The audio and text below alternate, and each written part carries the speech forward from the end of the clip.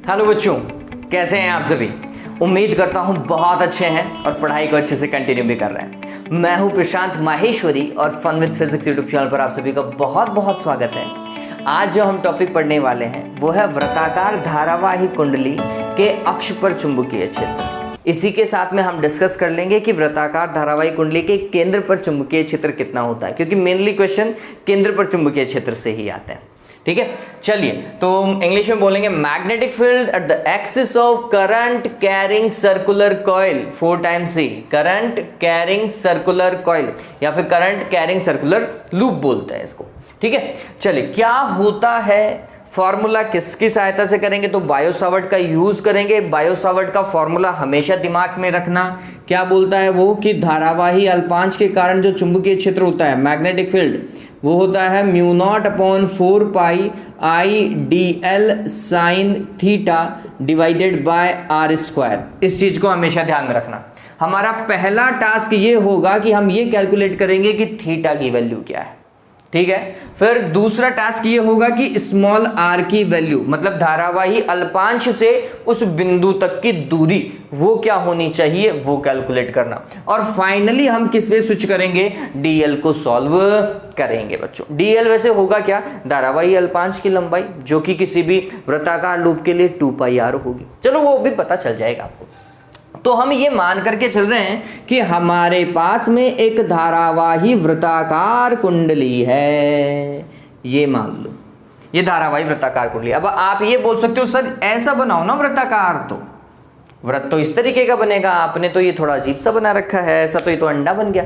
बच्चों ये अंडे की तरीके से ही देखा जाएगा। कैसे, तो देख लीजिए यहां से दिख जाएगा। ये देखो, ये सर्किल देख रहे हो ना, ये आपको सामने तो ऐसा दिखाई दे रहा है जैसा ये है, लेकिन इसे रखा कैसा गया है, ये लो इस तरीके से।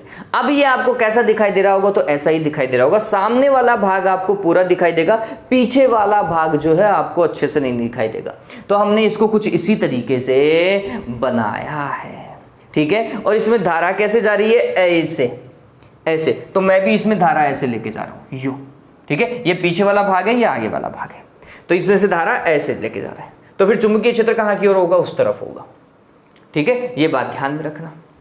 चलिए काम करना चालू करते हैं। इसका एक्सिस कौन सा होगा, जो इसके केंद्र से गुजरेगा, जो इसके केंद्र से गुजरेगा। ये इसका क्या है बच्चों, अक्ष है।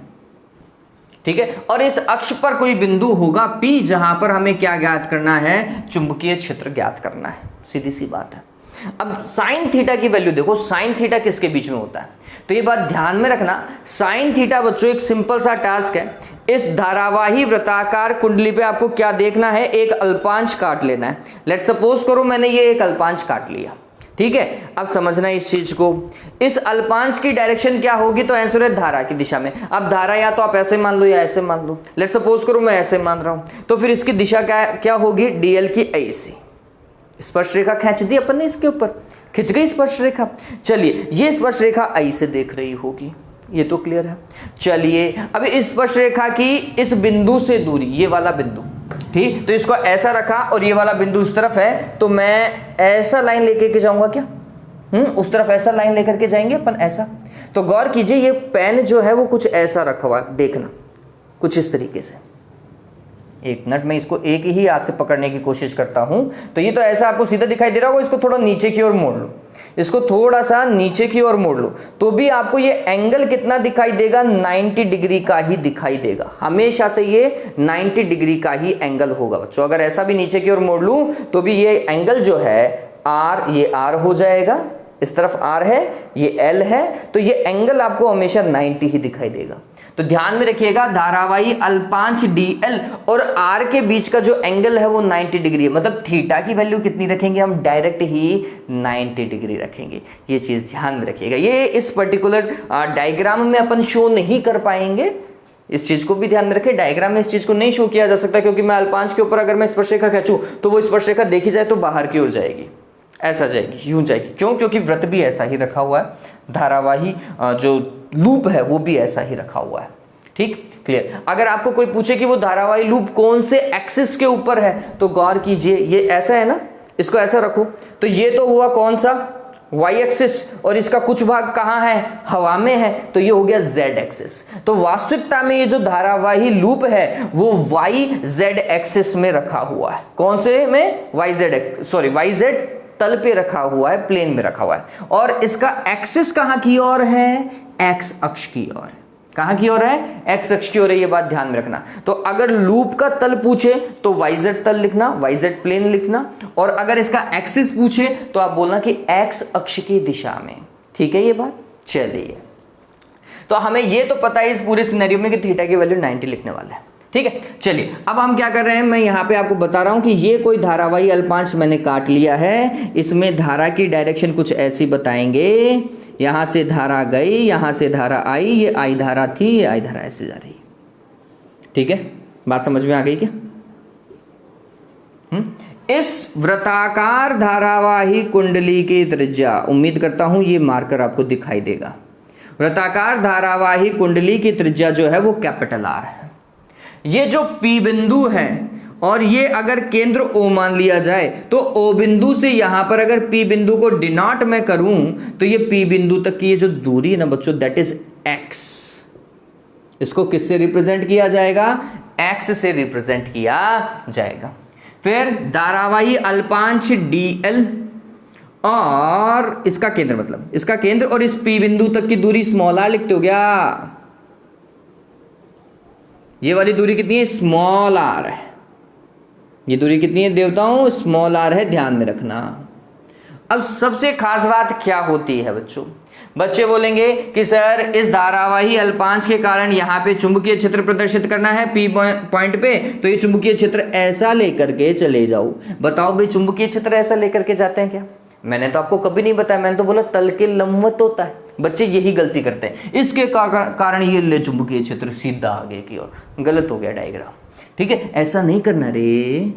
आप बोलोगे इसका खुद का एक तल है, इसका खुद का एक तल है, ये तल ही मान लो, इसको ऐसा प्लेन मान लो, ऐसा यूं प्लेन मान लो, ये खुद का एक तल है इसका।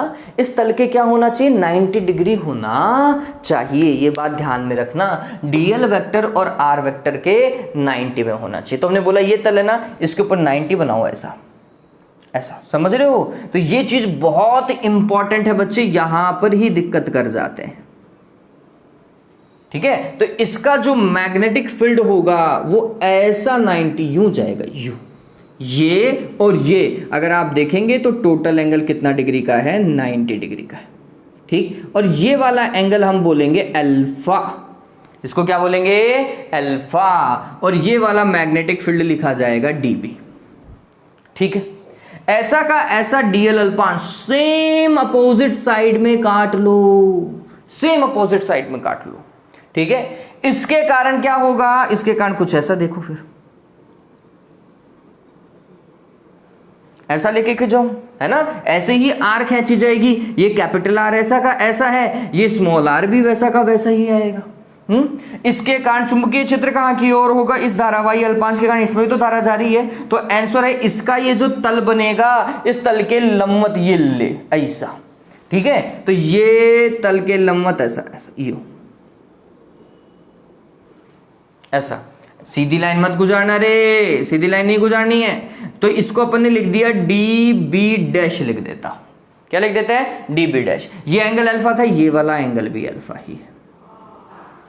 खास बात क्या है इस एंगल अल्फा की, अगर ये अल्फा है तो बच्चों अंदर वाला एंगल भी अल्फा ही होगा, अंदर वाला ये वाला एंगल भी अल्फा होगा। अब आप बोलोगे सर कैसे होगा, बहुत सिंपल है बच्चों, देखो ये तो पता चल गया, ये 90 डिग्री है पूरा, इसमें अगर ये अल्फा है तो फिर ये वाला एंगल कितना, 90 माइनस अल्फा लिख दूं क्या, मैं इसको मिटा दूंगा बाद में, लेकिन समझो 90 माइनस अल्फा लिखो। चलिए, आपको ये भी पता होगा ये और ये पूरा का पूरा क्या है, 90 है। ये पूरा का पूरा क्या है, 90 है। इस 90 में से 90 माइनस अल्फा अगर ये ले गया तो इसको कितना होना पड़ेगा, ये अल्फा होगा, तभी तो ये 90 माइनस अल्फा होगा। क्लियर है ये बात? तो ये बात ध्यान में रखिए, ये दोनों एंगल क्या है, इक्वल है। ठीक है, ये सबसे अच्छी बात है, हमारा डायग्राम क्या, हमारा डेरिवेशन भी इसी से फॉलो हो जाएगा। ठीक, चलिए, तो पता चल गया दोनों एंगल अल्फा कैसे हुए, रीजन पता चला, डन हुआ। चलिए, इस तरीके से अब चूंकि चुंबकीय क्षेत्र है, चुंबकीय क्षेत्र के घटक हो सकते हैं, ठीक, अब हम इन घटकों को समझते हैं कि ये घटक कितने हैं। तो यहां पर देखिए, ये जो साइन के साथ में जुड़ा हुआ है, सॉरी अल्फा के साथ में जो घटक जुड़ा हुआ है, ये बात ध्यान में रखना, जो कोण के साथ में घटक जुड़ता है वो हमेशा कोस का होता है। तो इसका मतलब मैं लिखूंगा इसे डी बी कॉस अल्फा लिख सकता हूं। ऐसे ही इस वाले को क्या लिख सकते हैं, d b cos alpha, d b dash लिख दो चाहे, ठीक। लेकिन db और db डैश दोनों बराबर आएंगे, बताओ क्यों? इसका रीजन है, इसका रीजन क्या है, जितना dl ये है उतना का उतना dl ये है, दोनों की लंबाई समान है। जितनी धारा I इसमें जा रही है उतनी ही धारा I इसमें भी जा रही है, I का मान भी समान है। दूसरा, dl की P बिंदु से दूरी, ये बिंदु P है आपका, ये कौन सा बिंदु है, P, ये बात ध्यान में रखना। तो ये P बिंदु की dl से दूरी और इस वाले dl से P बिंदु की दूरी दोनों बराबर है, ये r है तो ये भी r है, ठीक। सारी रामायणी सेम है भाई, r की वैल्यू समान है, धारा समान है, dl समान है। तीन क्वांटिटी जिसके ऊपर चुंबकीय क्षेत्र निर्भर करा करता था वो तीनों ही क्या है, समान है। अगर समान है तो जितना db है उतना ही db डैश है, ध्यान में रखना। दोनों का परिमाण समान है, बस दिशा ही क्या है, अलग है। चलिए अब साइन का घटक देखो, ये इस तरफ साइन वाले घटक है। इस db के कारण जो जुड़ा हुआ घटक नहीं है वो होगा db साइन अल्फा, और इसके कारण होगा db डैश साइन अल्फा। ये साइन अल्फा है भाई इस तरफ, ये बात ध्यान रखना। परिणामी चुंबकीय क्षेत्र किसके कारण देखा जाएगा, साइन अल्फा वाले घटकों के कारण देखा जाएगा।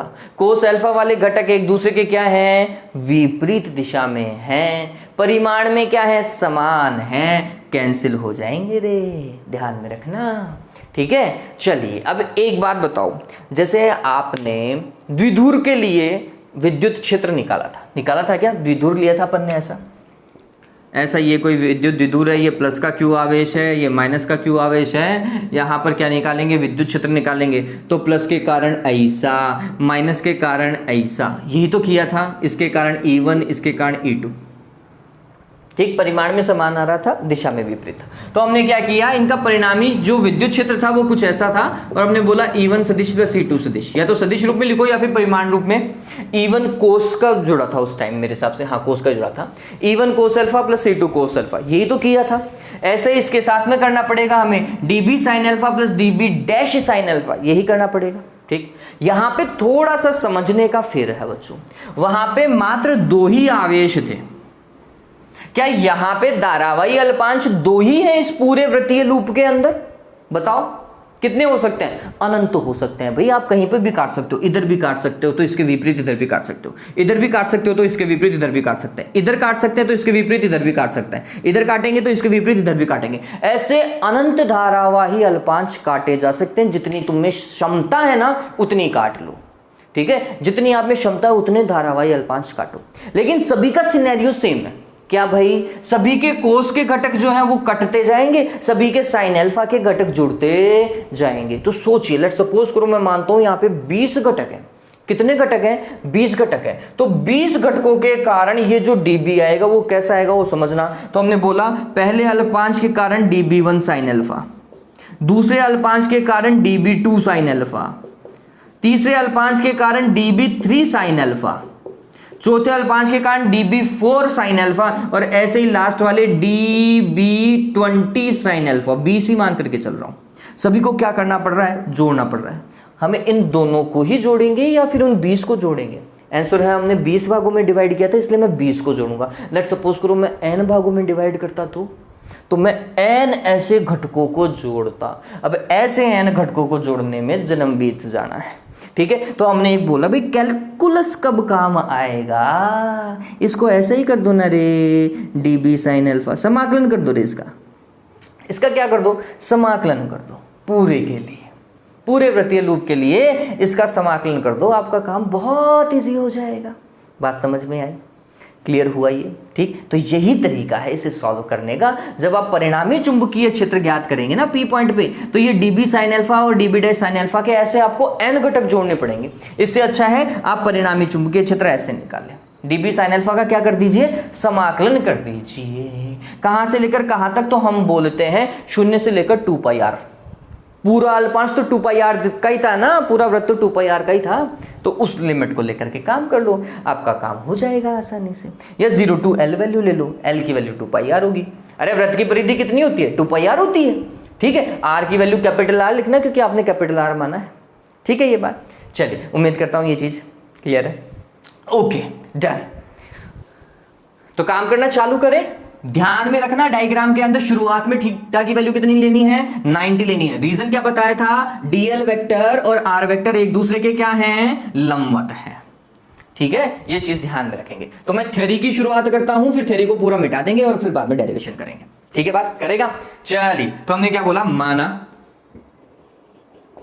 माना कैपिटल आर त्रिज्या के वृत्ताकार लूप में I परिमाण की धारा प्रवाहित हो रही है। यह लूप YZ तल में है तथा इसका अक्ष x अक्ष है, ठीक है, हमने बता दिया। और परिणामी चुंबकीय क्षेत्र भी x अक्ष में ही है, धनात्मक में, ये बात ध्यान में रखना। चलिए, ये बहुत अच्छी बात हुई। फिर धारावाही अल्पांशों में विभक्त करने पर माना डीएल अल्पांश के कारण स्मॉल आर दूरी पर स्थित बिंदु P पर चुंबकीय क्षेत्र dB है। तो dB का मान कितना होगा? dB होगा dB बराबर mu naught divided by 4 pi i d l sine theta divided by r square. तथा, अब समझिए इस चीज को, अब डेरिवेशन का पार्ट भी आ रहा है। क्या भाई? तथा यहां dl वेक्टर लंबवत है किसके? r वेक्टर के, ठीक है। अतः थीटा की वैल्यू कितनी है बच्चों? 90 डिग्री है। तो फिर dB का मान कितना होगा? dB बराबर होगा mu naught divided by 4 pi i d l divided by small r square. Done हुआ। इसे लिखा हमने समीकरण नंबर क्या बच्चों? 1। जल्दी से स्क्रीनशॉट लो, जल्दी से स्क्रीनशॉट लो। अभी हमने dB को ही प्रदर्शित किया है। डन हुआ। चलिए, अब आगे काम करते हैं। ले लिया स्क्रीनशॉट? अब आगे काम करते हैं। अब इस डीएल अल्पांश के व्यासाभिमुख, मतलब व्यास के अभिमुख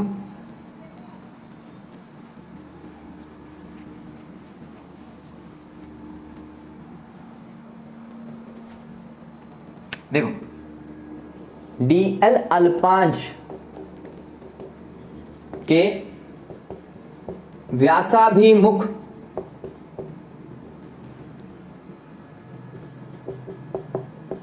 भाग में एक अन्य डीएल अल्पांश लेने पर इसके कारण भी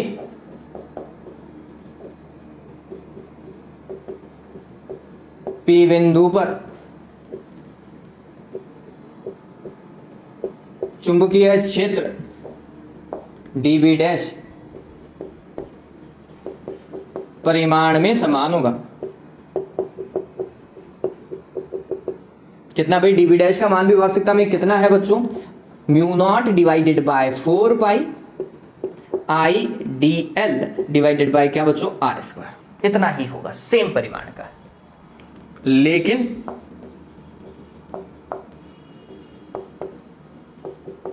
दोनों चुंबकीय क्षेत्रों के कोस अल्फा वाले घटक एक दूसरे के विपरीत दिशा में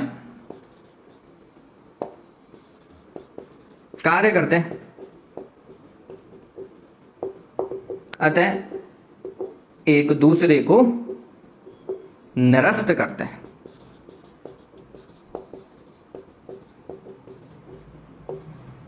जबकि साइन अल्फा के घटक एक ही दिशा में कार्य करने के कारण, एक ही दिशा में कार्य करने के कारण परिणामी चुंबकीय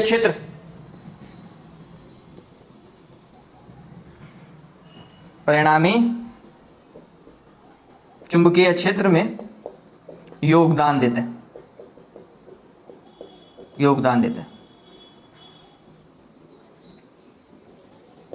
धारावाही लूप को n अल्पांशों में विभक्त करने पर परिणामी चुंबकीय क्षेत्र। जल्दी से स्क्रीनशॉट लो। और अब अपन देख रहे हैं परिणामी चुंबकीय क्षेत्र का व्यंजक। जल्दी से स्क्रीनशॉट लीजिए। लिया? All right. अब देखो, अब है डेरिवेशन, और ये डेरिवेशन ज्यादा बड़ा नहीं है, बहुत छोटा सा डेरिवेशन है देवताओं, बहुत ज्यादा छोटा सा डेरिवेशन है ये। देखो कैसे काम करेंगे भाई। हमने बोला परिणामी चुंबकीय क्षेत्र जो है बी रिजल्टेंट, वो होगा समाकलन डी बी साइन अल्फा, ये होगा भाई। चलिए dB का मान कितना, mu naught divided by 4 pi i d L, फिर डिवाइडेड बाय आर स्क्वायर, ये dB का मान है। और साइन अल्फा ऐसा का ऐसा लिख लो, साइन अल्फा की वैल्यू लिख देंगे अपन। ठीक, हमें डायग्राम से पता है, आप डायग्राम में साइन अल्फा निकाल सकते हैं। ये त्रिभुज दिख रहा है ना। तो यहां से दो चीजें आपको पता होनी चाहिए, एक तो स्मॉल r पता होना चाहिए। क्या भाई, स्मॉल r स्क्वायर बराबर capital R square plus x square, capital R square plus x square. तो r बराबर कितना हो जाएगा, r square plus x square की घात 1/2 कर दूं क्या, या अंडर रूट लगा दो। ठीक, और साइन अल्फा क्या होगा, साइन अल्फा बराबर होगा लंब बटा कर्ण, लंब थीटा के सामने वाला लंब होता है, और ये कर्ण हो गया।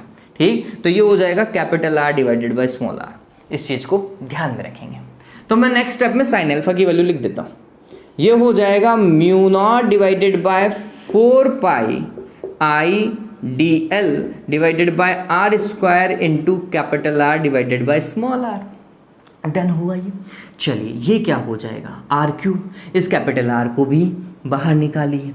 तो फाइनली जो फॉर्मेट आपके पास में है वो कुछ ऐसा है, म्यू नॉट अपॉन 4 पाई, समाकलन के दायरे से सभी को बाहर निकालें, mu naught upon 4 pi I capital R divided by small r3।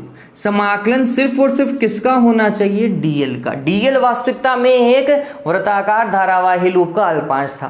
तो पूरी लंबाई लोगे तो आप क्या कर सकते हो, dl का पूरी लंबाई होगा 2 pi capital R, 2 pi capital R आएगा। ध्यान में रखिएगा, आप चाहें तो यहां पर बंद समाकलन भी लगा लेंगे ना, तो भी कोई दिक्कत नहीं है। बताओ क्यों, क्योंकि आपने क्या लिया है, पूरा का पूरा बंद लूप लिया है। तो बहुत सारी बुक में यहाँ पे बंद भी लगा रखा है, कईयों ने नहीं लगा रखा, कोई दिक्कत नहीं है, क्योंकि हमें ये भी पता रहता है कि वृत्ताकार लूप लिया गया है। शुरुआत में ही हमने क्या बोल दिया था, वृत्ताकार लूप ले लिया था। तो बहुत सारी किताबों के अंदर ये बंद भी नहीं लगा रखा, तो उसमें भी कोई दिक्कत वाली बात नहीं है। तो आप बंद लगाओगे तो भी कोई दिक्कत नहीं है, आप बंद नहीं लगाओगे तो भी कोई दिक्कत नहीं है इस वाले में। ठीक है, बस हमें पता होना चाहिए कि हम काम क्या कर रहे हैं। म्यू नॉट अपॉन 4 पाई आई capital R divided bye r cube, dl का मान कितना, 2 पाई कैपिटल R, 2 पाई R ही होगा आगे। अरे बताओ भाई, परिधि इतनी ही होती है ना। फिर 2 पाई से 2 पाई कितना, 2, ये हो जाएगा म्यू नॉट आई, 2 पाई बोला मतलब मैंने कैंसिल किया, 2 बच गया, समझ रहे हो नहीं चीज़ों को, आर को आर से मल्टीप्लाई करो, ये हो जाएगा आर स्क्वायर डिवाइडेड बाय क्या, 2 स्मॉल आर क्यूब। यही रिजल्टेंट है बच्चों परिणामी चुंबकीय क्षेत्र।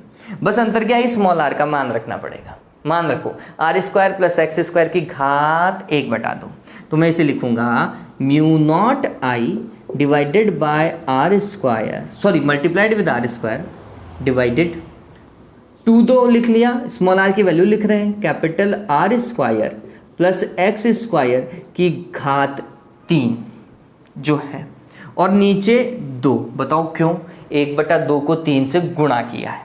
3 से किसको गुणा किया है, 1/2 को, तो घात कितनी हो गई, 3/2। इसमें कोई दिक्कत है क्या बच्चों? देखो अगर आप आर की वैल्यू, सॉरी स्मॉल आर की वैल्यू 1/2 है, इतनी है ना, फिर इसको पूरे को आप ऐसा लिखोगे, ऐसा घात 3 लगाओगे, तो 3 को 1/2 से गुणा करा दो ना, 3/2 हो जाएगा। बस मैं यही कह रहा था और कुछ नहीं कह रहा हूँ, ठीक है, इसलिए मैंने डायरेक्ट लिखा था 3/2। ये समझ में आ गया बच्चों? डन हुआ। चलिए, तो ये है क्या, परिणामी चुंबकीय क्षेत्र, वो भी एक फेरे वाली कुंडली का। कितने फेरे हैं उसमें, सिर्फ एक ही फेरा है, और x दूरी पर, केंद्र से x दूरी पर कोई बिंदु P है, वहां चुंबकीय क्षेत्र ज्ञात किया है। ठीक है, एक बार के लिए इसका स्क्रीनशॉट लो, फिर थोड़ा सा इसमें चेंज करवाते हैं। जल्दी से स्क्रीनशॉट लो, एग्जाम में आए तो इतना करके आ जाइएगा। डन हुआ ये एकदम। चलिए बहुत बढ़िया। अब देखो अब कैसे काम करते हैं, इस चुंबकीय क्षेत्र को आपको कैसे समझना है, तो हम बोलेंगे किसी वृत्ताकार कुंडली के केंद्र से x दूरी पर चुंबकीय क्षेत्र, ठीक है, उसके केंद्र से कितनी दूरी पर है बच्चों, x दूरी पर चुंबकीय क्षेत्र, वो कितना भाई, B is equals to mu naught i capital r square divided by 2r square plus x square की घात 3/2। आपको पता होना चाहिए कि x है क्या, वास्तविकता में x केंद्र से दूरी है ना, कहां से है, केंद्र से दूरी है, ये ध्यान रखें। अब ये तो था एक ही फेरों वाली कुंडली के लिए, अगर उसमें n फेरे हों, यदि कुंडली में कितने n फेरे हों, n फेरे हों तो क्या होगा भाई, b इज इक्वल्स टू, ये एक के कारण था, इसको n से मल्टीप्लाई करवा दो और कुछ नहीं, तो हम इसे लिखेंगे mu naught n i capital r square बटा 2 capital r square plus x square की घात 3/2। यही फॉर्मूला हम सबसे ज्यादा यूज करेंगे। अगर आपको कहीं पर भी लिखना है ना अक्ष पे चुंबकीय क्षेत्र, इस फॉर्मूले का आप उपयोग करें। ठीक है, अब मैंने आपको कहा था कि मैं आपको केंद्र पर चुंबकीय क्षेत्र भी बताऊंगा, ठीक है, केंद्र पर चुंबकीय क्षेत्र, ये एक स्पेशल केस हो गया बच्चों, ये एक स्पेशल केस है क्या भाई, केंद्र पर चुंबकीय क्षेत्र, अलग से लिखिएगा, केंद्र पर चुंबकीय क्षेत्र। अब ये आपके दिमाग पर है, बताओ भाई, अगर मेरे को केंद्र पर चुंबकीय क्षेत्र ज्ञात करना है तो ये जो P पॉइंट है वो उठ करके कहाँ आ जाना चाहिए, केंद्र पर आ जाना चाहिए, मतलब O और P एक ही जगह। अगर P उठ करके इधर आ गया तो x का मान कितना, 0 हुआ, क्या हुआ, 0। ठीक, तो जब आपको केंद्र पर चुंबकीय क्षेत्र ज्ञात करना है तो x का मान कितना लिखेंगे, 0 लिखेंगे। ठीक है, x का मान मैंने यहाँ 0 किया, ये तो हट गया, तो अब क्या रह जाएगा नीचे, आर स्क्वायर की घात 3/2। तो देखिए मैग्नेटिक फील्ड एट सेंटर क्या हो जाएगा, mu naught n i capital r square divided by 2, और यहां पर लिखूंगा आर स्क्वायर की घात 3/2। बताओ भाई कोई दिक्कत है क्या, x का मान तो 0 रख दिया अपन ने। ठीक, 2 से 2 कैंसिल, आर की घात कितनी हो गई, 3 हो गई, तो ये हो जाएगा mu naught n i capital r square divided by 2r cube. बताओ कोई दिक्कत है क्या, आर स्क्वायर से ये घात पूरी कट गई, क्या नीचे एक ही आर बचा क्या। चलिए, तो हमने बोला केंद्र पर चुंबकीय क्षेत्र, ये वाले फॉर्मूले पर ही न्यूमेरिकल मिलेंगे, mu naught n i divided by 2r। कई बार ये फॉर्मूला यूज करते हुए हम स्मॉल आर भी लिख देते हैं, लेकिन हमें पता होना चाहिए कि वो स्मॉल आर ही क्या है, कैपिटल आर के बराबर है ना। ये त्रिज्या ही यूज की जाती है इस फॉर्मूले में, और कोई तो दूरी है ही नहीं। ठीक, तो ध्यान में रखिएगा, सबसे ज्यादा इंपॉर्टेंट फॉर्मूला है मोस्ट न्यूमेरिकल के पर्पज से, इसी पे आएगा। केंद्र पे चुंबकीय क्षेत्र पे बहुत सारे सवाल होंगे। ठीक है, चलिए तो इस चीज को उतार लो। अभी दो चीजें और हैं, एक तो ग्राफ है और एक सिनेरियो और बताना बाकी है। हो गया, डन है, ऑल राइट, ग्रेट। चलिए अब इसके बाद में देखो, इसके बाद में एक स्पेशल केस और है कि r/2 पर कुंडली के केंद्र से r/2 दूरी पर चुंबकीय क्षेत्र कितना है। कुंडली के केंद्र से कितनी दूरी पर बच्चों, r/2 दूरी पर चुंबकीय क्षेत्र,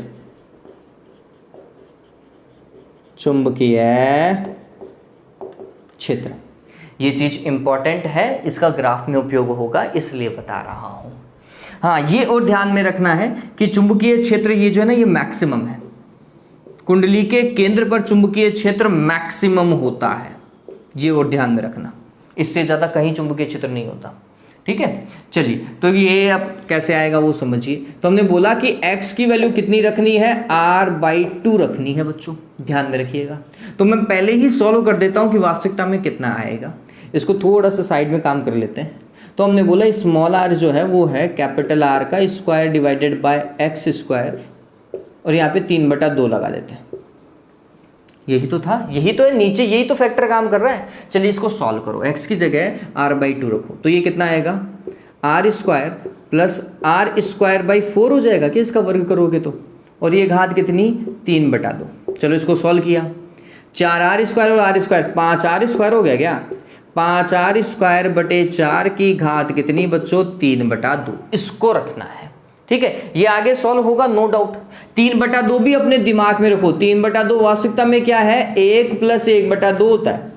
1 + 1/2 मतलब एक बार तो पूरा और एक बटा अंदर रूट, है ना। एक बार तो पूरा 5r²/4, समझना, एक बार तो पूरा, और एक बार इसका अंडर रूट। इसका अंडर रूट करोगे तो रूट का 5, और इसका अंडर रूट करोगे तो 2, और कैपिटल r² का r। बताओ भाई, ये क्लियर है, ये चीज रखनी है ना। r³ की जगह ये रखेंगे। तो हमारा फॉर्मूला समझिए, फॉर्मूला क्या था, b एट x = r/2, समझिएगा। तो मैं x ही लिख देता हूं एक बार के लिए, कितना है, μ0 ni capital R² divided by 2r² plus x² की घात 3/2, यही है क्या। और देखो ये वाली चीज हम सॉल्व कर चुके हैं। अब ये वैल्यू ही पुट करूंगा और कुछ नहीं है। तो हमने लिखा μ0 ni capital R² divided by 2, और अब सॉल्व करो, ये लिखा जाएगा 5r² बटे 4 इंटू √5/2r। r² से r² कैंसिल है। ठीक, अब इसको कैसे लिखना है वो समझिए, थोड़ा सा तसल्ली से काम करना पड़ेगा। फिर ये 4 दूनी क्या हो गया, 8। आप बोलोगे सर 2 से 2 को काट दो, इससे ज़्यादा फायदा नहीं होगा बच्चों, ज़्यादा बेहतर है कि 4 दूनी 8 करके ऊपर ले जाओ। तो हमने बोला 8 μ0 ni, ठीक है, यही है। नीचे देखो 2 और r बच रहा है क्या, ये फैक्टर तो बच ही रहा है, और ये 5√5 भी बच रहा है क्या, बच रहा है। गौर कीजिए, μ0 ni divided by 2r, μ0 ni divided by 2r क्या है, केंद्र पर चुंबकीय क्षेत्र आ रहा है क्या, ऐसा केंद्र पर चुंबकीय क्षेत्र आ रहा है, उसको किससे गुणा करें, 8/5√5 से। ये बहुत सिंपल हो गया। केंद्र पर चुंबकीय क्षेत्र मोस्टली क्वेश्चन में दिया हुआ होगा, अगर इस तरीके का सवाल आता है तो, इस तरीके का सवाल आता है तो, ठीक है। और ये केंद्र पर चुंबकीय क्षेत्र, इसे अगर मैं सॉल्व भी करूं तो ये है 0.716। अगर एग्जैक्ट की बात करूं, और अगर आप सामान्य रूप में लिखें तो 0.72 लिख दो, कोई दिक्कत नहीं है। केंद्र पर चुंबकीय क्षेत्र का 0.72 गुना, ठीक है। इस तरीके से काम कर सकते हो। बताओ भाई, कोई दिक्कत नहीं होनी चाहिए, ठीक, गौर कीजिए मैं क्या बोल रहा हूं। केंद्र पर चुंबकीय क्षेत्र था BC, फिर r/2 पे चले तो BC से देखो कम हो गया है, कम ही हुआ है ना, 0.72 से गुणा करोगे तो वैल्यू कम होगी। तो जैसे जैसे आप केंद्र से दूर जाते जाएंगे चुंबकीय क्षेत्र क्या होता जाएगा, कम होता जाएगा। अनंत पर कितना होगा, चलो फॉर्मूला देखो, अनंत x की वैल्यू कितनी रख दूं, अनंत रख दूं, तो नीचे क्या हो जाएगा, पूरा अनंत हो जाएगा, चाहे कैसे ही सॉल्व करो पूरा अनंत हो जाएगा। और 1/, अनंत कितना होता है, 0। तो फिर ये बात ध्यान में रखना, अनंत पर चुंबकीय क्षेत्र 0 होता है। ठीक, तो इस चीज को अपनी कॉपी के अंदर बहुत अच्छे तरीके से मोस्ट लगा करके लिख लो। क्या भाई, धारावाही कुंडली के कारण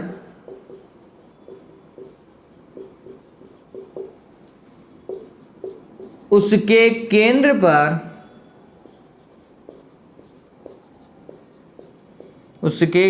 पर चुंबकीय क्षेत्र अधिकतम होता है, ये तो डिस्कस किया ही है, तथा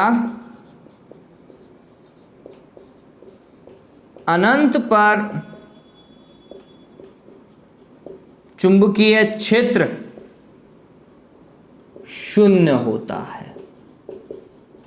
ये सवाल पूछा गया है बच्चों कि किसी धारावाही कुंडली के कारण चुंबकीय क्षेत्र कहाँ 0 होता है। आंसर क्या आना चाहिए था, अनंत पर 0 होता है।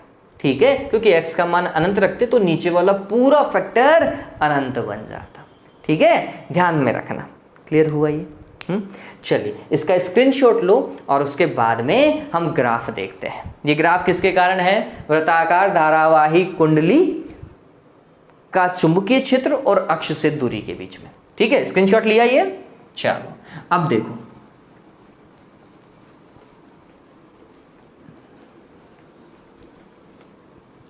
अरे ये चीज समझ में आई ना। और क्या न्यूमेरिकल अभी करेंगे ना तो और समझ में आ जाएगा। अभी न्यूमेरिकल बाकी है, 3-4 न्यूमेरिकल करेंगे तो आपको पता चल जाएगा कि क्वेश्चन का पैटर्न क्या है बोर्ड में, और बोर्ड वाले क्वेश्चन भी मैं आपको करवाऊंगा। देखिए ये कुछ ऐसा है, दूरी इस तरफ भी आ सकती है और उस तरफ भी जा सकती है, कोई दिक्कत नहीं है। तो इधर हम बोल रहे हैं x माइनस का है और इधर हम बोल रहे हैं प्लस का x है। ठीक, चलो चुंबकीय क्षेत्र देखो, ये अपन ने बोला x बराबर 0, x बराबर 0, तो जो मैग्नेटिक फील्ड है वो केंद्र का चुंबकीय क्षेत्र होगा BC, जिसे हम लिखते हैं अधिकतम। फिर जैसे जैसे आगे की ओर जाएंगे चुंबकीय क्षेत्र क्या होता जाएगा, घटता चला जाएगा। तो ये चुंबकीय क्षेत्र कुछ ऐसा जाता है। ठीक है, ये यहां पर अगर हम देखें ये पॉइंट, ये x बराबर क्या है बच्चों, r/2 का पॉइंट है। यहां पर आपको चुंबकीय क्षेत्र पता है 0.72। ऐसा का ऐसा, ऐसा का ऐसा आप इधर भी बना सकते हैं, सेम ऐसा का ऐसा बना दीजिएगा। मेरा चाहे नहीं बनाओ लेकिन आपका बनना चाहिए, कॉपी में आपको ही काम करके आना है। ठीक है, इधर क्या होगा, x बराबर माइनस का r/2 ले लीजिए, वापस से वही 0.72 ही आएगा। आप देखेंगे कि ये जो दोनों पॉइंट हमने लिए हैं P1 और P2, इन पर ग्राफ का अगर स्लोप देखा जाए तो रेखिक हो जाता है। ठीक, इन पर ग्राफ का स्लोप जो है वो रेखिक हो जाता है। b at P1 is equals to b at P2 परिमाण में, और कितना 0.72 BC, केंद्र के चुंबकीय क्षेत्र का 0.72 होना। और ये P1 और P2 पॉइंट जो है इन्हें बोला जाता है नति परिवर्तन बिंदु। नति परिवर्तन बिंदु, ध्यान में रखिएगा। ये पूछता है किसी वृत्ताकार धारावाही कुंडली के कारण कितने नति परिवर्तन बिंदु मिलते हैं। आंसर है 2। कितने, 2। और दोनों नति परिवर्तन बिंदुओं के मध्य की दूरी, नति परिवर्तन बिंदुओं के मध्य की दूरी, इधर से r/2 इधर से r/2, टोटल कितनी, r। ध्यान में रखिएगा। ठीक है, नति परिवर्तन बिंदुओं के मध्य की दूरी कितनी होती है, r, मध्य की दूरी। ये भी पूछता है। ठीक है, पॉइंट क्या बोलेंगे, नति परिवर्तन बिंदु है और मध्य की दूरी r होती है। एनसीईआरटी में इसका उल्लेख नहीं है, लेकिन कॉम्पिटिटिव एग्जाम में इसी पॉइंट से आता है। तो जब हम ग्राफ ड्रॉ कर ही रहे हैं तो इस चीज को भी हम डिस्कस कर सकते हैं। ठीक है, केंद्र पे सर्वाधिक है, P1 और P2 बिंदु नति परिवर्तन बिंदु है। यहाँ पे ग्राफ की ढलान रेखिक रूप में हो जाती है, वक्रता शून्य हो जाती है, और हम कह सकते हैं कि मध्य की दूरी r होनी चाहिए। दोनों बिंदुओं के मध्य की दूरी r होनी चाहिए। इन बिंदुओं की एक खास बात और है, अगर आप ये निकालेंगे d square b divided by क्या निकालोगे, डी एक्स स्क्वायर निकालोगे तो ये 0 आएगा, और अगर d b divided by d x निकालोगे तो वो नियत आएगा। मैंने बोला था ना, ढलान जो है वो नियत होगी। ढलान क्या होती है, लंब बटा आधार होती है ना भाई। टेन थीटा निकालोगे, टेन थीटा क्या होता है, लंब बटा आधार, बी बटा एक्स आ गया। ठीक है, तो ढलान क्या होनी चाहिए इस पॉइंट के ऊपर, नियत आनी चाहिए इस पॉइंट के ऊपर। ठीक है, नियत आनी चाहिए, और इसका वापस से अवकलन करोगे तो वो कितना आएगा, 0 आएगा। ठीक, तो क्या हो जाएगा, ग्राफ की ढलान जो है वो रेखिक हो जाएगी, तभी वो नियत होगा। ठीक है, फिर वक्रता शून्य हो जाती है, कोई कर्वेचर नहीं है। ठीक, इस चीज को ध्यान में रखना है। क्लियर, डन हुआ। ऑलराइट, तो ये खुशी की बात है कि ये चीज आपको समझ में आ रही है। ओके, हाँ, एक अगर इसको चुंबकीय क्षेत्र को सदिश रूप में लिखना पड़ जाता, इन केस अगर लिखना पड़ जाता, तो ये और स्टार लगा करके लिख लो। क्या भाई, वृत्ताकार धारावाही कुंडली के कारण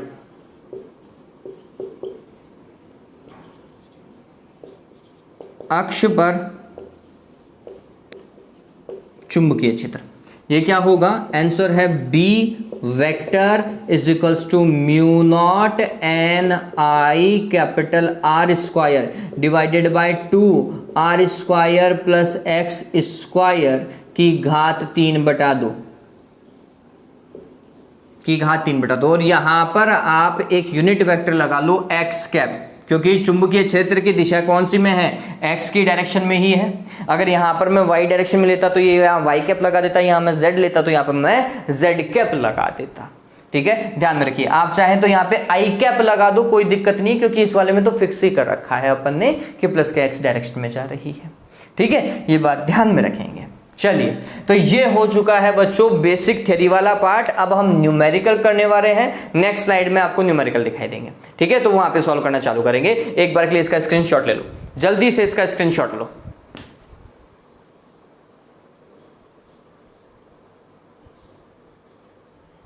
बच्चों, 2 क्वेश्चन अभी सामने मैंने लिख रखे हैं। ये क्वेश्चन धारावाही वृत्ताकार कुंडली पर आधारित है, उसके केंद्र पर कितना चुंबकीय क्षेत्र होगा उसी पर आधारित है, जो कि अभी अपन ने जस्ट डेरिवेशन किया है उसी पे ही है। फॉर्मूला पता है, mu naught n i divided by 2r या फिर mu naught i divided by 2r। ध्यान में रखना। देखो क्वेश्चन क्या है, पहला देखिए यहाँ पर, तार की एक वृत्ताकार कुंडली में 100 फेरे हैं, फेरों की संख्या 100 फेरे हैं। तो सॉल्यूशन में हमारा सबसे पहला पार्ट हो जाएगा फेरों की संख्या कितना है, स्मॉल एन, या फिर आप कैपिटल एन लिख लो, कोई दिक्कत वाली बात नहीं है इस केस के अंदर। तो फिर प्रत्येक फेरे की त्रिज्या जो है वो 8 सेंटीमीटर है। मैं इसे कैपिटल एन ही लिख देता हूं, मैंने डेरिवेशन में कैपिटल एन किया है। प्रत्येक फेरे की त्रिज्या कितनी, 8 सेंटीमीटर। इसका मतलब लिखेंगे 8 गुणा 10 की घात -2 मीटर हो गया ये। इनमें 0.40 एम्पियर विद्युत धारा प्रवाहित हो रही है। धारा आई का मान कितना दे रखा है, 0.4 एम्पियर। ऑलराइट, कुंडली के केंद्र पर चुंबकीय क्षेत्र का परिमाण क्या होगा, केंद्र पर। ओके, चुंबकीय क्षेत्र गायब है सवाल से। ठीक है, चुंबकीय क्षेत्र का परिमाण क्या होगा, बताओ भाई क्या होगा। B is equals to mu naught n i divided by 2r। Mu नॉट का फॉर्मूला 4 पाई इंटू 10⁻⁻7, यही वैल्यू है। n की वैल्यू 100 है, i की वैल्यू 0.4 है, डिवाइडेड बाई 2r की वैल्यू 8 इंटू 10⁻²। यही होगा। 4 इंटू 4 16, 8 2 16। इसका पॉइंट हटा देंगे तो यहाँ पर 10⁸ कर देते हैं।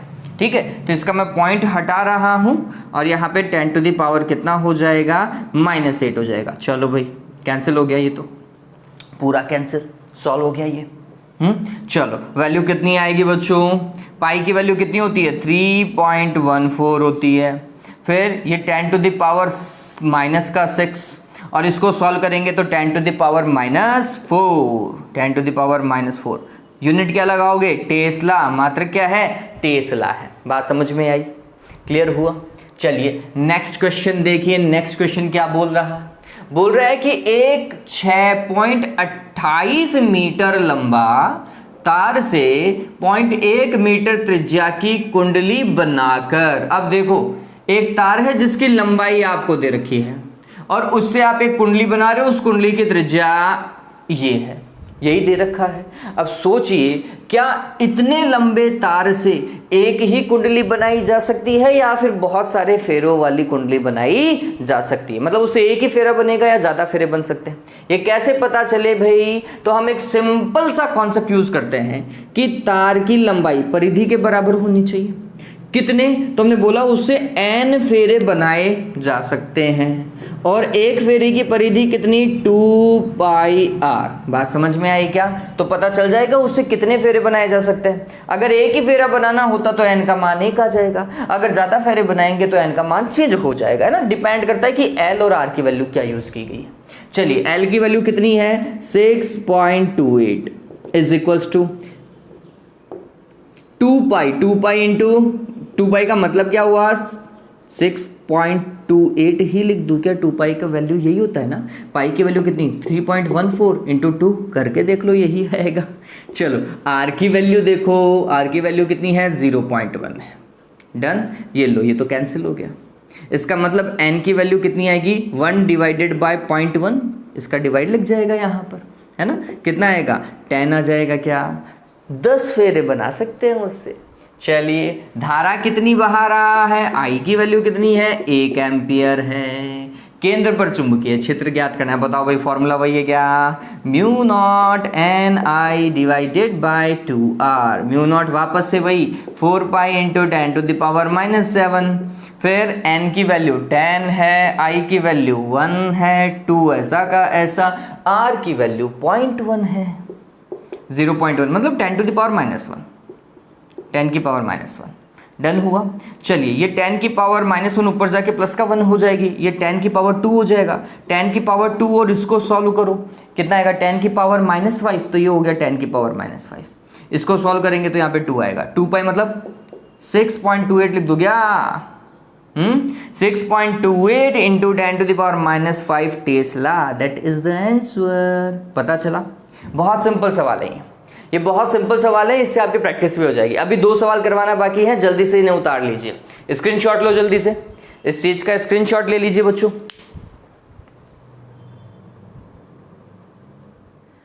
वापस से 2 सवाल दिखाई दे रहे हैं, ये दोनों ही बोर्ड के क्वेश्चन है ना, ये बोर्ड में आए हुए सवाल है। चलो सॉल्व करते हैं। देखो क्या बोल रहा है, हीलियम का एक नाभिक। तो जैसे ही सवाल में आया हीलियम, हमें पता होना चाहिए कि हीलियम को लिखा जाता है 2He4 और नाभिक की बात कर रहा है। इसके नाभिक में 2 प्रोटॉन हैं। कितने प्रोटॉन है बच्चों? 2 प्रोटॉन है, ध्यान में रखिएगा। चलिए 0.8 मीटर त्रिज्या के एक वृत्त का 2 सेकंड में एक चक्कर पूरा लगा लेता है ना, ऐसा ही तो बोल रहा है। तो जिस वृत्त का वो चक्कर लगा रहा है उसकी त्रिज्या कितनी है? 0.8 मीटर, इतनी दी हुई है। चलिए कितने सेकंड में, कितने समय में? Capital T। आवर्तकाल दे रखा है, चक्कर लगा रहा है तो आवर्तकाल ही दिया हुआ है। कितना भाई? 2 सेकंड दिया हुआ है। वृत्त के केंद्र पर चुंबकीय क्षेत्र का मान ज्ञात कीजिए। वापस से B क्वेश्चन मार्क ही है। क्वेश्चन को सॉल्व करने के लिए मैं फॉर्मूला यूज करूंगा mu naught I divided by 2r। अब आप बोलोगे सर n क्यों नहीं लगाया? बताओ भाई, एक ही चक्कर की बात कर रहा था, फेरों की संख्या तो एक ही है, ज़्यादा थोड़ी है। चलिए फिर इसके बाद में हम कैसे काम करेंगे? हमें देखो सवाल में क्या चाहिए, म्यू नॉट का मान पता है, आर का वैल्यू दिया हुआ है, आई गायब है सवाल में, आई गायब है। आपका पहला टास्क क्या होना चाहिए? आई को कैलकुलेट करना कि भैया धारा कैसे निकालोगे। आई इज इक्वल्स टू होता है बच्चों Q डिवाइडेड बाई T। बताओ होता है नहीं होता? हीलियम का नाभिक है तो कितना आवेश लेकर के चल रहा होगा? आंसर है आवेश है उसके पास में 2 प्रोटॉनों के बराबर। 2 प्रोटॉन मतलब 2 इलेक्ट्रॉन, 2 ही लिख दूं क्या? और एक पूरा चक्कर कितने समय में लगा रहा है? 2 सेकंड में लगा रहा है। 2 से 2 कैंसिल, तो I की वैल्यू आ गई E के बराबर, जो है 1.6 गुणा 10 की घात -19। ठीक है, अब एम्पियर लगाना, कूलाम मत लगा देना, क्योंकि अपन ने आई निकाला है वैल्यू पुट करके।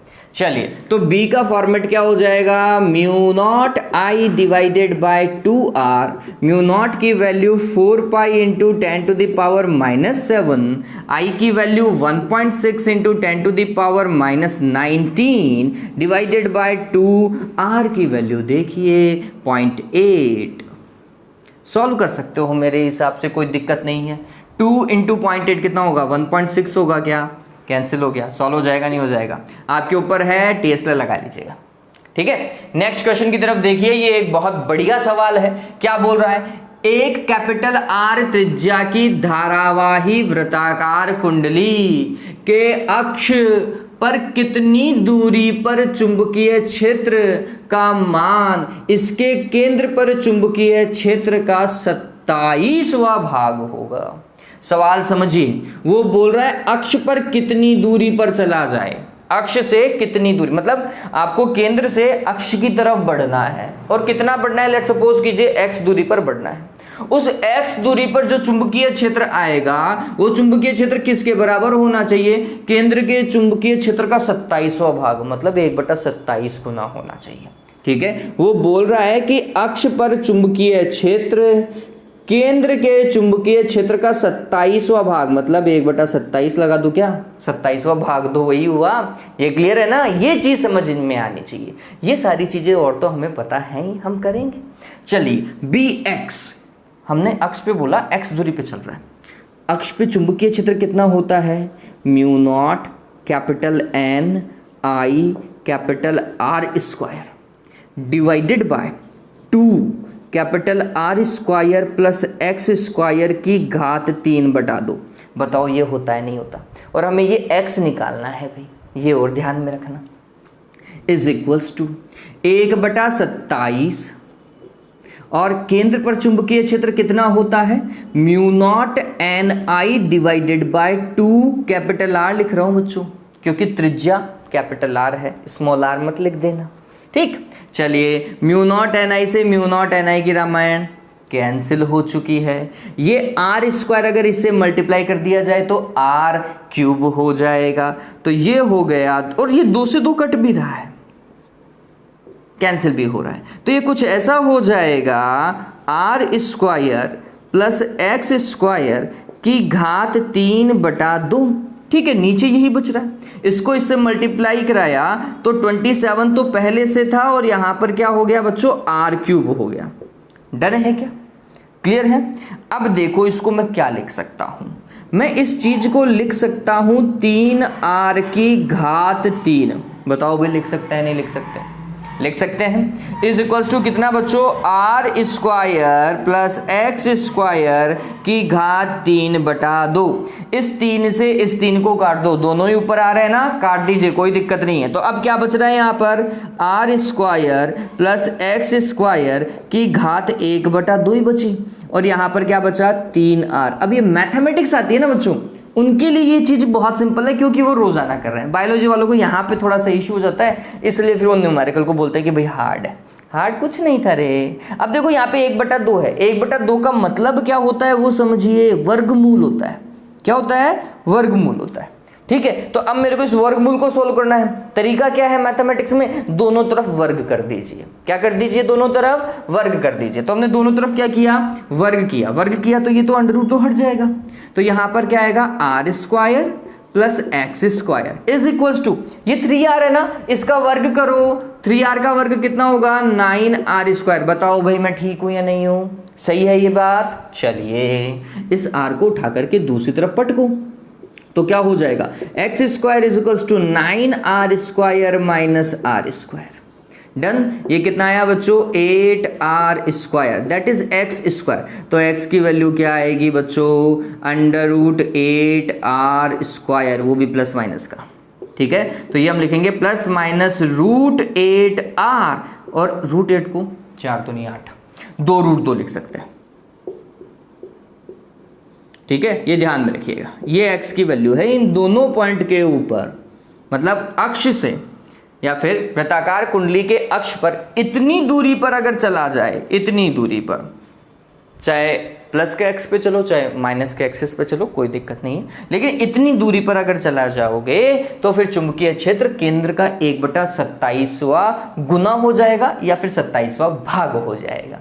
ठीक है, क्लियर है ये? चलिए, तो ये जो सवाल आज हमने किए हैं 4 क्वेश्चन, ये बहुत बढ़िया क्वेश्चन है बच्चों, बोर्ड में सामान्यतः पूछे गए क्वेश्चन है। और भी इनसे रिलेटेड जब जैसे ही चुंबकीय क्षेत्र पूरा हो जाएगा तो मैं आपको ऐसे क्वेश्चन करवाऊंगा जो कि नीट IIT के एग्जाम में आए हुए हैं। आपको अच्छा लगेगा उन क्वेश्चन को सॉल्व करके, और ऐसा लगेगा कि 12th के साथ में ही आप वो तैयारी आसानी से कर सकते हैं। चाहे आपकी डिफेंस की हो, चाहे नीट की हो, चाहे IIT की हो, आप 12th के साथ में ही उसको कवर कर सकते हैं। ठीक है, चलिए आज के लिए इतना ही बच्चों। Have a good day and take care.